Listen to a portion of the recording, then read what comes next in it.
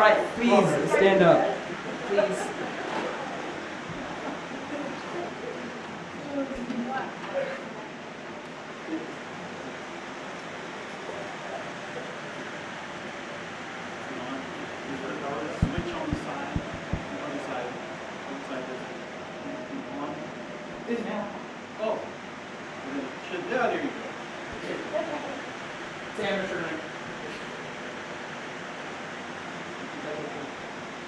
Oh, stand up for Jesus.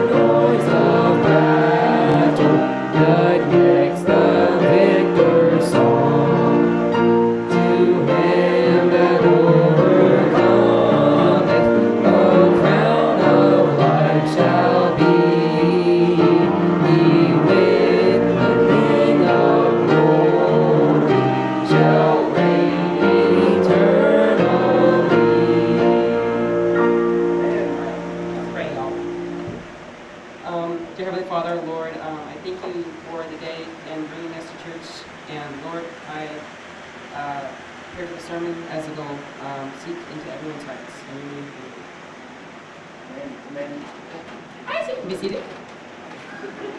Please stand back up.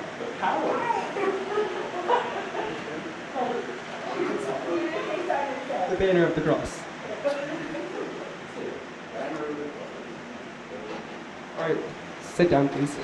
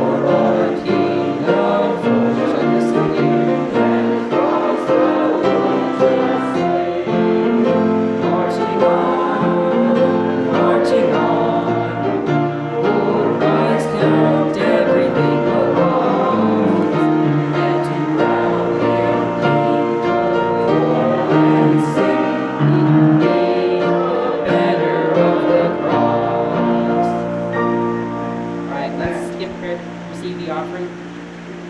I guess we'll open it up in a prayer. Dear Heavenly Father, Lord, I pray for this offering as it'll help others and help the church in saving for things we need. In your name.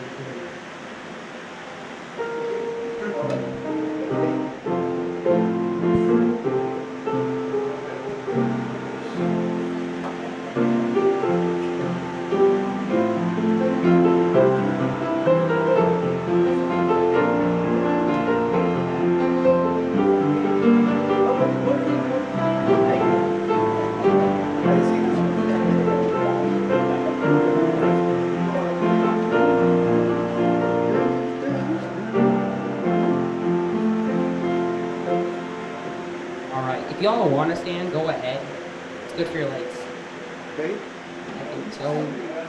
If you want to, I mean, it's good for you, but apparently this side of the room doesn't care. All right. Trust and obey.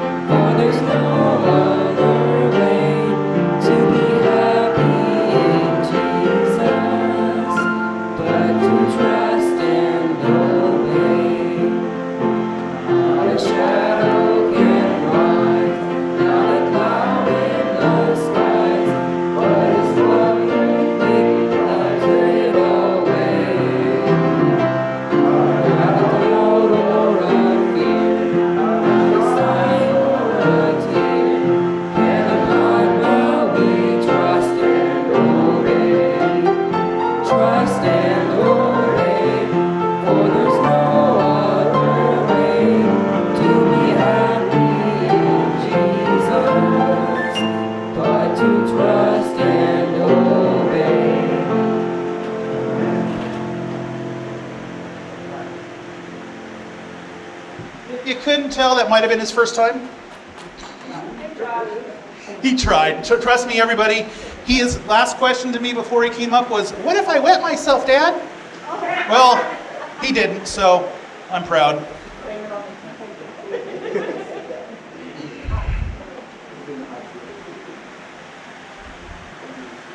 Can't see what I'm doing back there without these.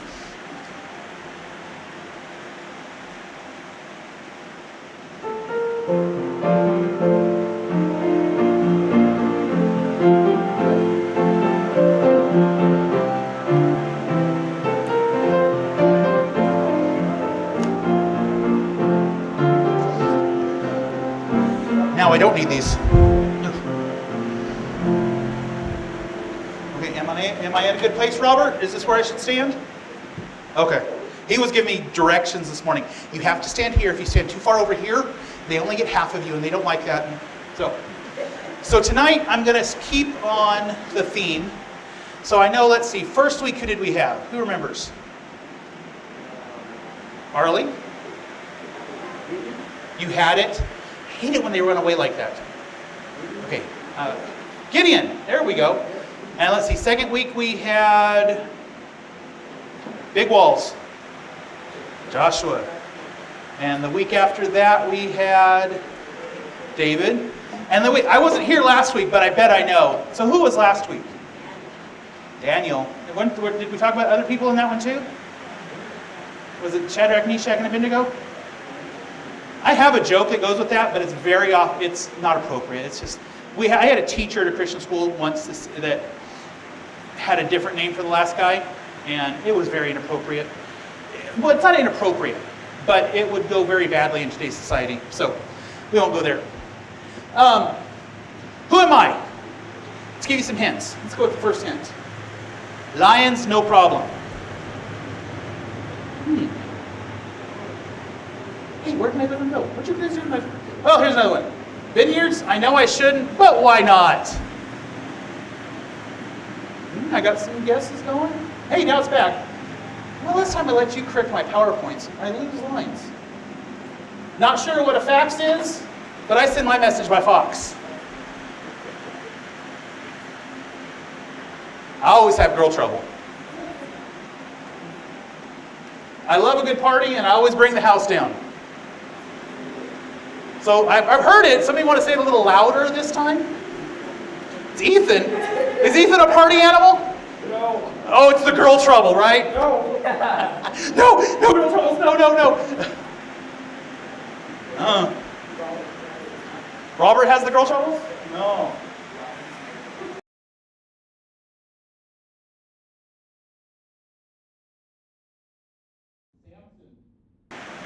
So, different from birth. Now, I don't have all matching pictures like Pastor had, so we had some fun. I get my own Oh, see, he goes to Facebook and, because they were there before Facebook, so. But Samson was different from birth. And of course, we go right here, he took the Nazarite vow, which is in number 6. I shouldn't have brought it up already because now you all know the answers. But so we know the 3 big parts of the Nazarite vow is nothing from the grape, including all alcohol. No cutting of your hair, which Brother Mike's not here. I was going to say that he's taking the Nazarite vow. Oh, no, sorry. And you can't touch a dead body. So 3 of the big parts of the Nazarite vow. So how many of those do we know that Samson broke? All of them. Let's go through that real quick. Not real quick. Do I do anything quick? Not usually. So big trouble, no lion. Yeah, I know. I like puns. If anybody knows me very well, puns are one of my favorite things. So Judges 14, 5 and 6. I'm probably not going to read the Bible verses verbatim. They're there if you want to find them later and read them, or they're there if you want to read them while I'm talking. Probably be boring anyway, so reading probably more interesting. But Samson, strolling down, actually on his way, going to find some more trouble as always. But he's going through the vineyard. Kind of a shortcut, I know how we are. I like shortcuts. I know Pastor does, because every time I go down the hill with him to the youth rally we go to, he always takes that expressway. So we know Pastor likes the easy shortcut that way. But that's basically what Samson did here. But problem number 1 arises. Because what is the first part of the Nazarite vow we just talked about? Nothing to do with the grape. And what do they grow in grapes? They're not peach trees. That'd be much better. I love it. But so he went through a vineyard, which has to do with the grape. So he broke rule number 1. The story's not starting out very good, is it? Yeah. Well, so then we go to. Oh wait, let me just go back. What in the world? Okay, there we go. I don't know what button I pushed made that happen. So, going down, and while he's strolling through the vineyard, a lion comes out. Now, I don't know about you or me. Yeah, that works.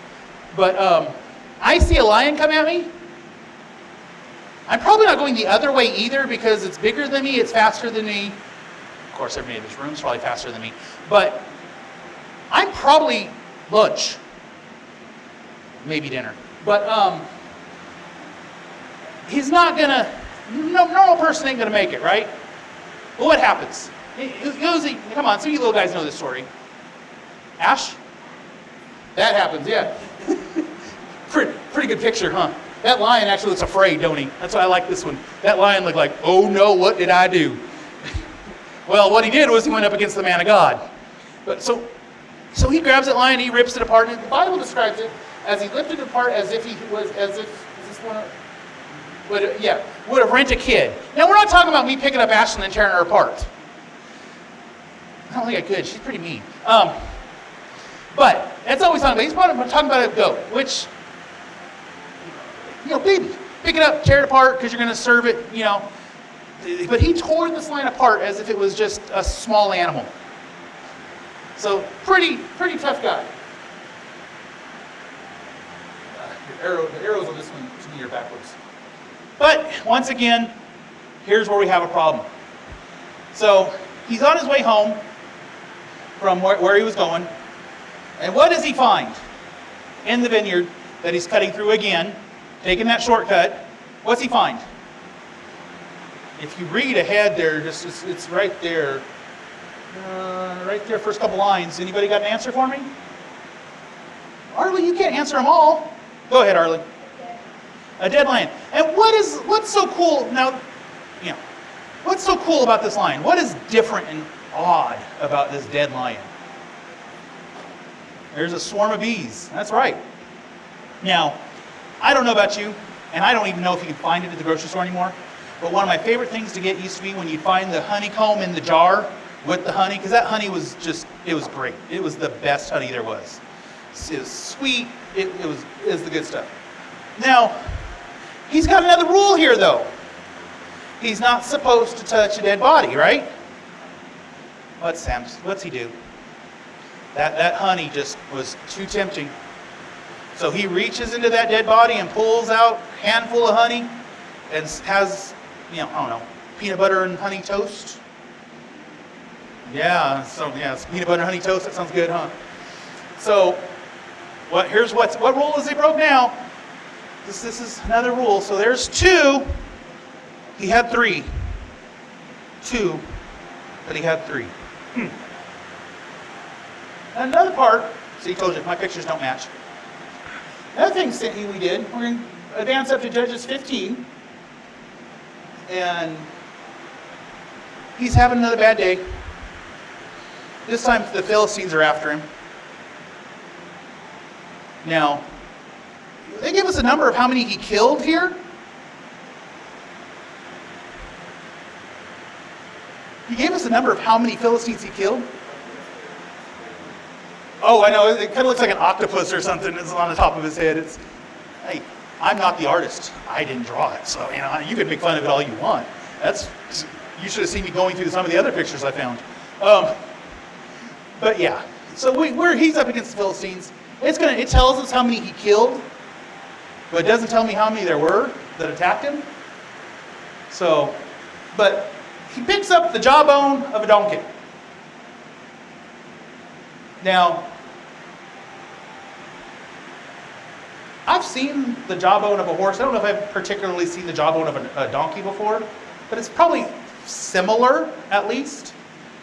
So, to kill one person with a jawbone of an animal, I'll say a horse, but it's a donkey, but even to grabbing that horse's jawbone, thinking that would be pretty tough to do. He doesn't do it once. He doesn't do it twice. And I'm not going to count all the way to 1,000 for you guys today, so don't worry. But he killed 1,000 Philistines with the jawbone of that donkey. Other than God, how did the jawbone stay together? Because have you guys ever found a skull or something out in the desert? When any of you go exploring out in the desert like that? No? Okay, well, I used to a lot. You'd find coyote bones and some bird bones and some bigger animal bones, and usually they fell apart pretty easily because they've been out there in the heat in the desert and they get bleached and they're pretty fall aparty. So, I know I've thrown them up against a rock and they kind of explode. So, I fell I didn't fall out of the back of a truck, but I came out of the back of a truck and broke my arm. So I wrestled with some friends and broke the same arm just in a different spot. So I can't see, other than God, that jawbone staying together. And other than God, how did one man have the strength to swing that jawbone at 1,000 people? Hard enough to kill them. Which probably means, logically thinking, that jawbone, swinging one swing per person, that's 1,000 swings. And it probably took more than one on a few of them. I mean, these are Philistine men. They're not just going to, ow, kind of like what happens when I hit Ethan or Robert. You know, they, ow, ooh, good face. So it's not going to, that's not how it took so much, it took strength to do it, for one. It took endurance. The endurance to kill 1,000 men and time.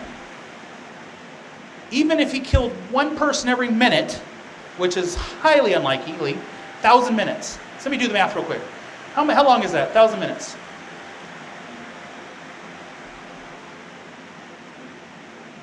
Come on. Come on, guys. I know some of you even have a phone next to you.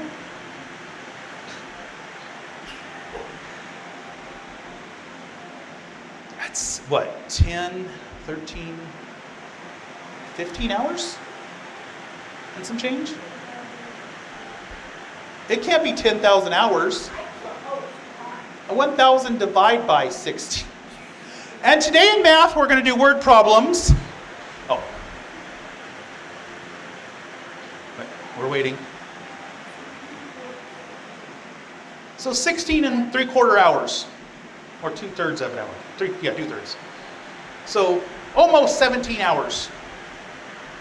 Has anybody in here done anything for 16 straight hours without stopping? Oh, drive? Okay. I was afraid somebody was going to say sleep. Teenage daughter! Oh. But could you imagine swinging a jawbone, which I should have looked up the weight of what a jawbone would weigh. That would have been interesting to do. But swinging that for almost 17 hours straight, and every time you swing that, there's an impact force that hurts you. So the pure fact that this was done, 1,000 men, one jawbone, one man. God, but we think about it, which just leads into more of my stuff, he's already broke 2 of his vows, correct? 2 or 3 vows. And God has still given him the power to defeat 1,000 Philistines. Now, to Ethan's big one, girl troubles. Jumping ahead to chapter 16 now. Now, as a guy, so many troubles come from girls. Trust me, I married one. I have a teenage one. I'm not sure which one drives me crazier. No, it's the daughter, really. I love you, dear. Oh. Anybody got a couch I can borrow? But so we're going to come to it. Now, as Samson has laid his eyes upon beautiful Delilah and has decided, ooh, I like her, the Philistines go to Delilah and say, hey, we'll pay you. You find out his weakness. So Delilah is like, ooh, shopping money. I can go to Target. So, what was Target? Is El Target back then? Target, yeah. So to go to whatever, it's old time, so it was Kmart. So, And so they came and said, okay, we'll pay you 1,100 pieces of silver. That's good day. So Delilah goes to Samson and says, oh, darling, batting her eyes like we all know you girls do. Yeah, she's gotten real good at it. It scares me. She tries at least. Says, darling, it would make me feel so good if I knew what your weakness was, so that I could help. Probably something like, so I can help protect you. Yes, that's it. So I can protect you. And Samson says, okay, well, first thing you have to do is bind me with 7 green, that word, okay, what's that word, everybody? 7 green wreath.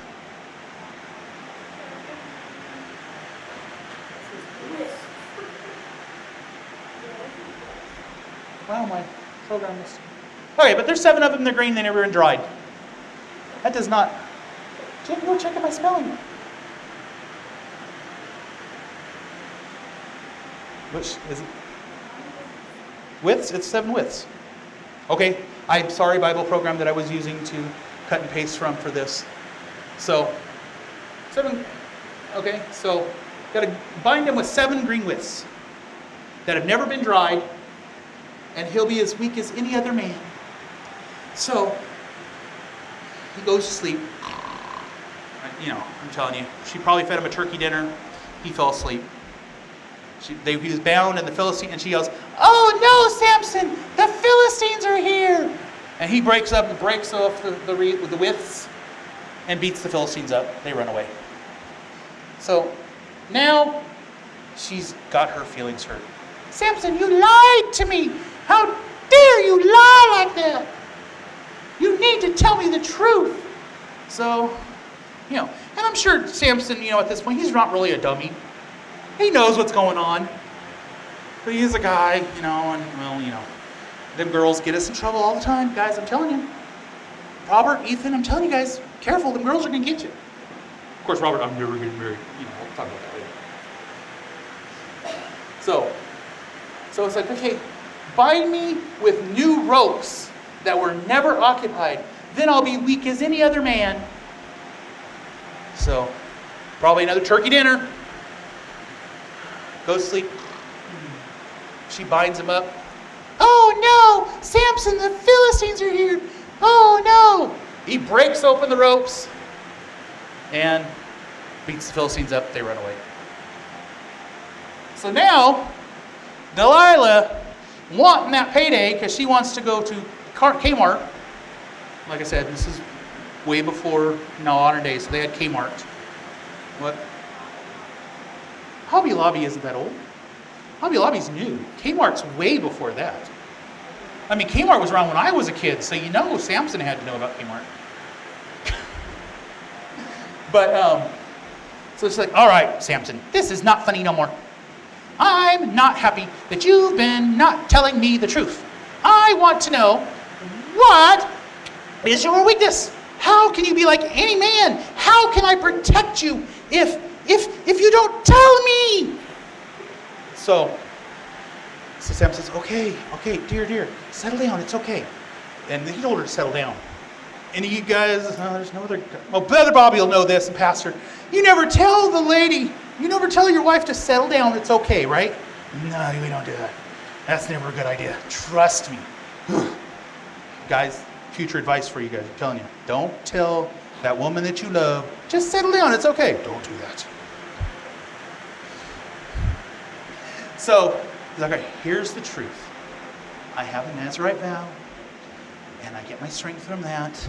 So if you cut my hair, I'm gonna be weak like any other guy. So he goes to bed. Once again, this time it might have been a ham dinner, because he's probably getting tired of turkey at this place. But of course, with turkey, you gotta have your turkey casserole, your turkey sandwich. So maybe it was a turkey sandwich this time. Oh, sorry, that was the wrong slide. So he got a bad haircut. So some of my older people know who Popeye is. So he got a bad haircut. So when he fell asleep this time, Delilah called in her barber. Cut that head, shave it off. So they cut his hair. He wakes up, the Philistines are here! And now he's weak. So the Philistines take him.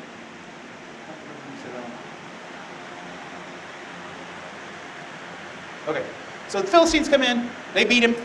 Philistines are probably feeling really good about themselves now. I have a broke arm, he's got 6 broke ribs because of that last fight, but we finally got him. Yay for us. So, Philistines took him and they poked out his eyeballs. Now, I get shots in my, I used to get shots in my eyes. That's a whole nother series, but just as a praise, I can tell it now. I went to the doctor yesterday, and my macular degeneration, sorry, I was thinking my other problems, has actually started reversing itself, and the swelling from 3 months ago is even down lower. So this is now, I've gone I've gone 4 months without a shot, and now I don't even go back for another 6 months. So that's just a good praise. My eyes are better. I still can't see anything if I'm trying to read it, but hey. But they poke out his eyes, and they put him in the prison where he's got to run the mill. He's got to push the millstone. Now, a millstone isn't the rock that you threw at your little brother last week. It's not that size. Anybody know about what a millstone looks like and about how big it is? Brother Bobby's got it going. It's about the size I tell my wife my halo is all the time. It's that big. Oh. No, they're huge and they're heavy. Most of the time, the ones that you see, that I've seen, like when I've gone to colonial reenactment type things, they're usually around 900 pounds, which I'm sure is about what they did then, because they were doing the same thing. We're grinding wheat with them. So they attached him to that like they do an ox or a mule, and used him to do that. So the Philistines decided, you know what? This guy, we're just going to use him like we do any other animal, because that's, at this point, this man is an animal to us. And so he's going to push that around. So we know that we've had 3 things now. All 3 of Samson's Nazirite vows have been broken. So unfortunately, he lost his strength for that. But something starts to happen. And I skipped the next few verses. Just going to tell you, his hair started to grow back. That's probably the big takeaway from the next couple verses, is that his hair started growing back. Unlike some of us that are getting older, the hair doesn't grow back quite as quickly as it used to. But it started growing back. And next it came to pass that the Philistines were having a party. And they were having a good time. And they were thinking, you know, down there in the prison, pushing our millstone around, we got Samson. Remember all the trouble he used to give us? Remember we talked about the clues? I didn't cover it today, but he tied foxes together and set them on fire to burn their fields.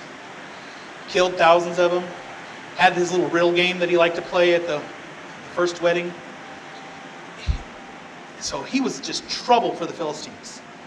And the Philistines knew this guy was trouble. They knew that he was an Israelite. And I'm sure the Philistines knew the stories of the other judges that came before Samson. So I'm sure they were thinking, oh, we're in this situation again. Well, guys, let's pack our bags so we know it's coming. But then they beat Samson. So they're like, yeah, let's have a party. So they're having a party, and then bring him up here. Let's put him on display so we can laugh at him and laugh at his God and just make fun of it. This is great. We won. So they bring him up. He goes to the boy that's helping him. He says, take me over to where the pillars are that hold up this building. Now, most buildings like that had pillars all around it. But there were generally 2 pillars that were next to each other that were heavy supports. They would, like kind of if you've ever seen an archway and it's got the keystone in it that keeps the whole arch up, same idea here is that you've got certain pillars that hold up majority of, if they're gone, everything's coming down. So he says, take me over to the pillars that support so I can rest. I mean, I can't see. I've been pushing that millstone around. My back is hurting me. Take me over there. Can't see. So that's why he's got a boy to lead him around. So he comes to those pillars, grabs a hold. I'd like to say he looked out on the crowd and gave it a good yank, but we all know he didn't look out at anything. He had no eyeballs. So he pulled those pillars together after saying, God, it's right. He said, O Lord, remember me, I pray thee, and strengthen me, I pray thee. Only this once, O God, that I may at once be avenged of the Philistines for my 2 eyes. And so Samson held him, and he pulled. Now, I can't say. I'm not God. But do we think his hair growing back had anything to do with that? With him pulling down those pillars? Because if it did, I'm growing my hair out tomorrow. You're going to see me, I'm going to have a ponytail in, 2 years. But that had nothing to do with it. He asked God for the strength.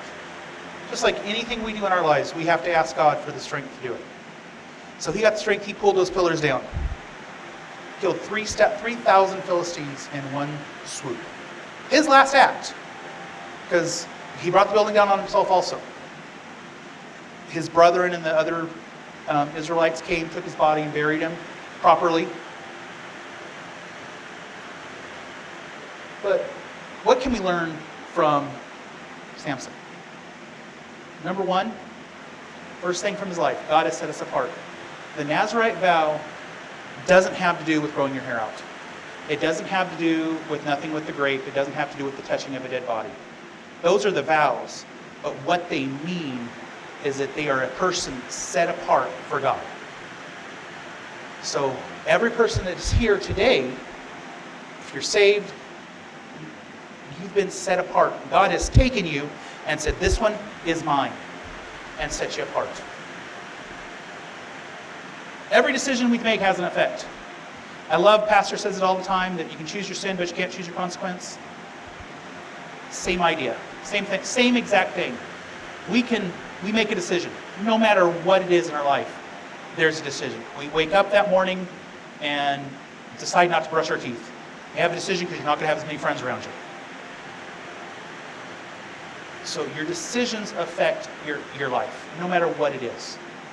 What that decision is, it's going to affect your life. Some of the stuff I was studying on, I got a lot of my information was, it said, give your life to God early here. I dropped the early part. Because yes, you need to give your life to God early. And continue to give it to God early. For you young ones that are here. Make that your decision that your life belongs to God and that you're going to do what God needs you to do and wants you to do. But you know what? Early isn't necessarily the right word here. I dropped it because I was... How long have I been coming back to church here? So I guess it's 39. Yeah, I was definitely 40 when I was here. So I was 38, 39 when I started back to church here. Because before this, I was working every Sunday, and Sunday and Wednesdays were the days I worked. So church wasn't really, and I'd really drifted away a lot from God. I'd given my life early, but I'd stopped giving my life to God. Well, I got back into church, made some major decisions, gave my life back to God, and I'm glad of where I am. But there are those in this room that aren't even 45 anymore. Continue to give your life to God. If this is your first time here, which I don't see any new faces, but if we had somebody that walked into that door, 75 years old, never knew Christ, got saved, they too at 75 can give their life to God. It's not something that necessarily is early. We need to do it early, but you can always give God what you have left. Who you hang around affects your life. You know, most of the time, if he would have married within the Israelite families, I don't think he'd have had a haircut the way he did. He would have had better influences in his life. But he liked them Philistine girls. They must have been pretty. And he would go into the Philistine lands to see these girls. So who you hang around with affects your life. And it affects you. There's always the thing, you can't put one bad apple in a barrel and expect to get a barrel of good apples out of it.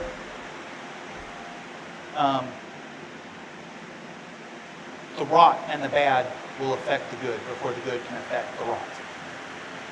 Does that make sense? Everybody?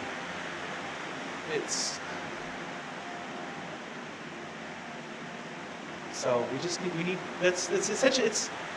see, if I had my teens, this would be my whole lesson right here. If this was my teens, this would probably be my biggest lesson. Because no matter what, the people we hang around us affects who we are and how we act. I guarantee it. From experience, I guarantee it. And then last, God will forgive. No matter the mistakes we make in life, we may still have to pay the consequences of the mistakes we make. But God will forgive. As a father, I understand this. And my kids don't quite understand this one yet. They think if they say they're sorry and I say I forgive them, then everything just disappears and it's all good now. But no matter what, even if we have a consequence to what we did, let's go to the biggest extreme ever, murder. If I was to walk out of here, walk across the street to that bar or whatever is over there, shoot somebody, I've committed the crime. I've killed somebody. A crime against man's law and a crime against God's law.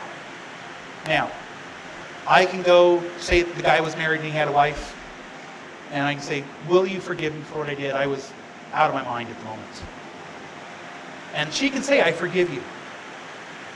Does that relieve me of the consequence of the crime that I committed? No. I'm still going to, we're in California, so still spend time in jail for it. I'm still going to have that reputation as a murderer. But I was forgiven by the wife, right? It's forgiven by his whole family. So now I don't, there's still consequences, but I'm forgiven. Same with God. I go to God and say, all right, God, it was a rough day today. Anybody, y'all that know me, mine's my temper. My temper is my biggest downfall. And God, I've had a bad day today. I lost my temper. I probably said some things I shouldn't have said. Lord, just forgive me for what I've done. God's going to forgive me. I may have consequences for losing my temper. If it was especially if it was a public display or something, I'm going to have those consequences. I may lost trust or something may have happened, but God is still forgiving me for that. And if God has a punishment for me, it's fair that I be punished for losing my temper. Because when I lose my temper, I lose my temper. Something I work on daily. So the forgiveness. So 5 points from. All right. God has set us apart. Every decision we make has an effect. Give your life to God. Who you hang around will affect your life. And God will forgive. That's what I got. Did you want to say something, Pastor? All right. Hey, look at that. I get you guys out before 8 o'clock. Look at that. All right. So let's pray and we'll hit the road. God, we love you. You certainly are good to us, Lord. We thank you for today. Lord, we thank you for these lessons that we can learn from another life, Lord, so maybe we can avoid the pitfalls. I just pray that as we go out of here today that each of us, including me, will take something and grow with it. In Jesus' name, amen. Oh, I got coloring sheets.